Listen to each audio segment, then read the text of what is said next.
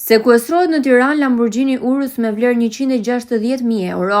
Urime zyrtare bëjnë me dije se mjeti luksoz i përket shtetasit Sahit Shpatajt, i cili kishte regjistruar në emër të kompanisë së tij. I riu rezulton person me precedent penal për vjedhje nëpërmjet përvetësimit të padrejtë të detyrës shtetërore, dhunë në familje dhe kundërshtim të punonjësve të policisë. Njoftimi i policisë. Finalizohet operacioni policor i koduar Manovra, me objektiv gjurmimin e aseteve të përfituara nga krimet. Sekuestrohet automjeti Lamborghini Urus i një 34 vjeçari me precedent për disa vepra penale, ndërto vjedhje nëpërmjet përvetësimit të padrejtë të detyrës shtetërore.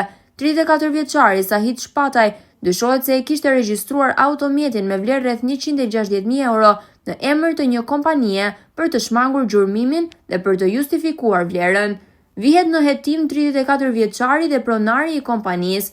Në vijim të operacioneve policore që kanë qëllim gjurmimin dhe sekuestrimin e pasurive me burime kriminale, specialistët e seksionit për hetimin e pastrimit të parave dhe aseteve në bashkëpunim me shërbimet e forcës së posaçme Shqiponia finalizuan operacionin Manovra.